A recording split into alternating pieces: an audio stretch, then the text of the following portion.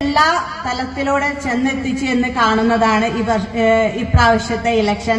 5 നാരികളെയാണ്, അതും കരുത്തുറ്റ വിച്ഛലരായ നാരികളെ തന്നെയാണ് തെരഞ്ഞെടുക്കുന്നത്. അപ്പോ വാക്കിലല്ല കാര്യം, പ്രവൃത്തിയിലാണെന്ന് ഓരോ കാര്യം, അത് എങ്ങനെയാണ് പറയേണ്ടത്, ഓരോ കാര്യം എടുത്തു നോക്കിയാലും നമുക്കതിൽ കാണാൻ കഴിയുന്നുണ്ട്. ഞാൻ എപ്പോഴും എന്റെ ഹൃദയത്തിൽ അദ്ദേഹത്തെ കൊണ്ടു നടക്കാൻ കാരണം മുത്തലാഖ് എന്നൊരു വിഷയമാണ്. ഇന്നിവിടെ എല്ലാവരും മൈനോറിറ്റിക്കെതിരാണ് ഈ ഒരു കാര്യം എന്ന് പറഞ്ഞു.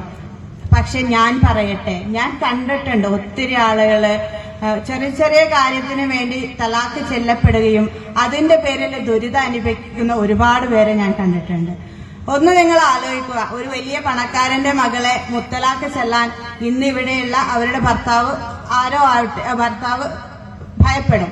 എന്നാൽ സാധാരണക്കാരനായ അരപ്പട്ടിണിയിൽ കഴിയുന്ന ഒരു പെൺകുട്ടിയെ മുത്തലാഖ് ചെല്ലുമ്പോൾ ആ കുട്ടി അനുഭവിക്കുന്ന മാനസിക സംഘർഷം, അവരുടെ പിതാവ് അനുഭവിക്കുന്ന മാനസിക സംഘർഷം, മാതാവ് അനുഭവിക്കുന്ന മാനസിക സംഘർഷം, അതോർത്ത ഒരാൾക്കെങ്കിലും ഈ മുത്തലാഖ് ബില്ലിനെ അംഗീകരിക്കാതിരിക്കാൻ കഴിയുമോ?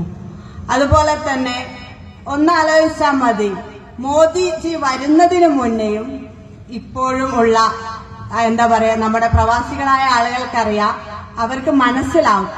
ഒരു നമ്മുടെ മലപ്പുറത്തിന്റെ പ്രത്യേകത എന്ന് പറഞ്ഞാൽ ഭൂരിപക്ഷ ആളുകളും വിദേശത്ത് ജോലി ചെയ്യുന്നവരാ.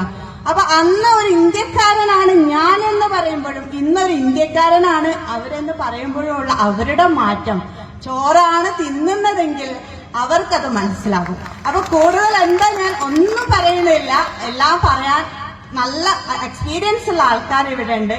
ഏതായാലും ഒന്ന് പറയട്ടെ, നമ്മുടെ നരേന്ദ്രമോദിജിയുടെ പ്രതിനിധിയായി നമുക്കറിയാം, ഓരോ പ്രവർത്തനങ്ങളും എടുത്തെടുത്ത് പറയുകയാണെങ്കിൽ ഈ ഒരു സമയം മതിയാവാതെ വരും.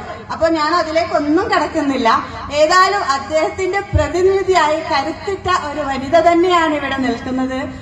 അവരെ വിജയിപ്പിക്കാനുള്ള എല്ലാ പ്രവർത്തനത്തിലും ഇനി നമ്മൾ എല്ലാവരും മുന്നോട്ട് പോവുക. തീർച്ചയായും ഓരോ കാര്യങ്ങൾ ഇപ്പോഴുള്ള മാറ്റങ്ങളൊക്കെ മനസ്സിലാക്കി ഇതിന്റെ ബെനഫിറ്റുകൾ അനുഭവിക്കുന്ന ആളുകള് നമ്മോടൊപ്പം വരും, വിജയിക്കുക തന്നെ ചെയ്യുമെന്ന പ്രതീക്ഷയോടെ നിർത്തട്ടെ. നന്ദി, നമസ്കാരം.